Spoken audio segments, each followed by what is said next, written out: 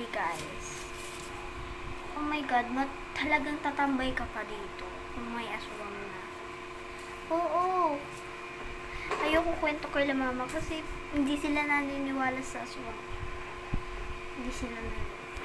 So, pakita ko sa inyo yung taas. Talagang madilim doon. Madilim doon. Guys, ayan yung taas. So, ayan, dyan. So, parang ito. So, alright. Focus na lang, guys.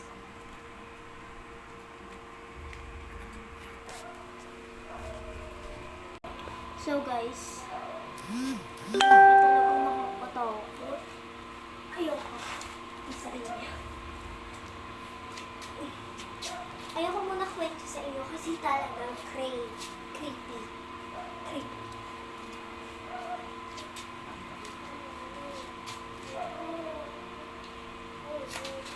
Sasayaw tayo! Sasayaw tayo! Ruby! Kinakabahan ako dito. Please.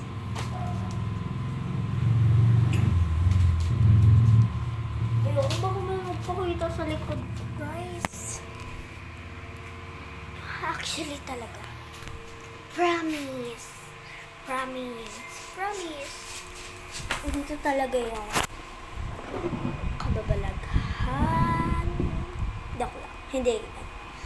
So, talagang kinakabahan talaga ako. Ayoko man sabihin sa inyo, pero kayo talaga maniniwala ko. May aswang ba talaga dito? Shh.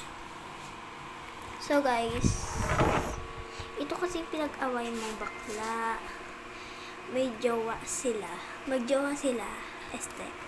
Nangupahan sila, dalawa lang sila. Isang lalaki, isang bakla.